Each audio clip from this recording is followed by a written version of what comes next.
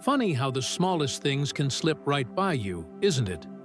Just this morning, I found myself tracing the blue ink on a napkin, coffee cooling in front of me, wondering how I'd managed to overlook so much simple joy for so long.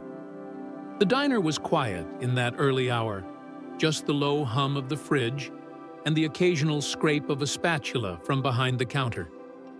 I sat in a vinyl booth by the window, my hands wrapped around a chipped mug, watching the river outside catch the first shy hints of sunlight. It was the kind of morning when the world feels paused, like the universe is holding its breath, and you can actually hear yourself think. I started doodling on the napkin, just lines at first, then a little map of the river walk I'd been meaning to try for months, but never got around to. That napkin ended up changing the way I looked at my days. It's an odd thing, retirement. Folks talk about it like you'll finally have all the time in the world, but no one tells you just how quickly that time can slip through your fingers. I figured I'd be out fishing, traveling, maybe picking up a few new hobbies, but life has a way of filling up with small chores and distractions, even when the big responsibilities are gone. The days started to blur together, each one looking a lot like the last. I'd wake up, make my coffee, read the paper, maybe call a friend or two, and before I knew it, the sun was setting again. There's a comfort in routine, sure, but there's also a kind of quiet disappointment that settles in when you realize you're just going through the motions. I had my health, a roof over my head, a little money tucked away for rainy days. But there was a nagging feeling, a sort of restlessness that I couldn't quite put my finger on. I'd see people out walking by the river, laughing, sometimes with their dogs or grandkids, and I'd think, I should do that someday. But someday kept getting pushed back, replaced by errands or the easy comfort of my recliner and an old Western on TV. One morning, though, I woke up with a stiff neck and a sour mood. I shuffled into the kitchen, poured my coffee, and stared out the window at the gray sky. I grabbed my jacket and headed out, not really sure where I was going. My feet carried me to the diner, a place I'd been coming to since the days when I could still eat a stack of pancakes without worrying about my cholesterol. That's when I noticed the napkin.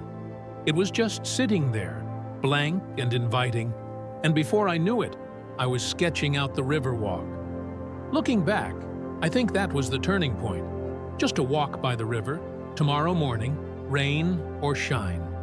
That napkin felt like a lifeline, something to hold on to when the days started to blur.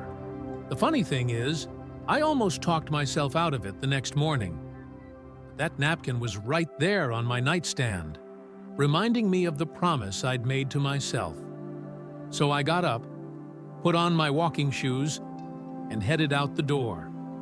The river was quieter than I expected. I walked slower than I used to, pausing now and then to catch my breath or watch the water swirl around a rock. When I got home, I felt lighter somehow, like I'd shaken off a layer of dust I didn't even know was there. That first walk was nothing special, at least not on the surface, but it set something in motion. The next day, I went again. Sometimes I'd bring a thermos of coffee and sit on one of the benches, just watching the world go by.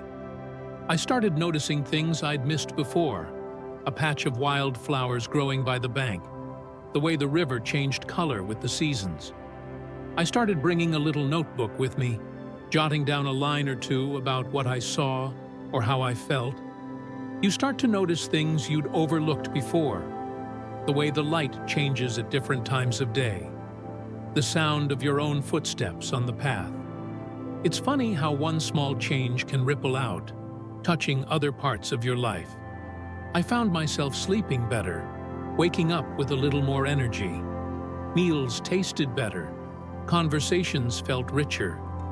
There was a sense of anticipation, a curiosity about what I might notice today that I'd missed yesterday. I suppose that's the heart of it, curiosity. When you're young, the world is full of wonders. but it's still there, waiting to be rediscovered.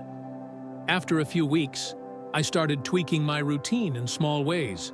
I'd lay out my walking shoes the night before, fill my thermos, and pick out a hat depending on the weather.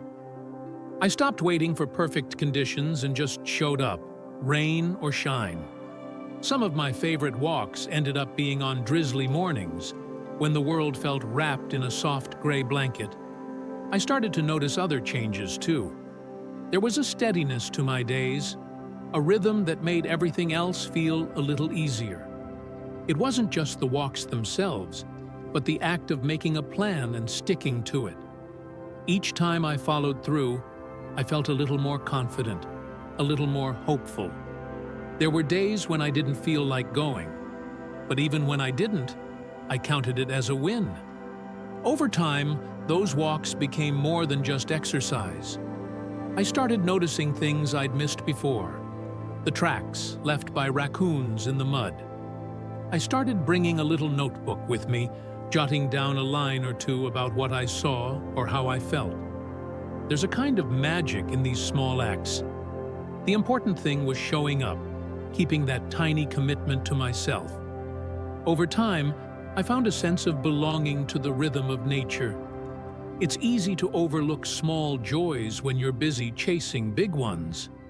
These are the things that make life rich, even when everything else feels ordinary. I still keep that napkin, though it's more tape than paper these days. It's a reminder that joy doesn't have to be complicated or hard to find. My mornings are calmer now. I think that's what I was missing all those years, the sense of being present, of really noticing the world around me. It's about noticing it, moment by moment, in the midst of ordinary days.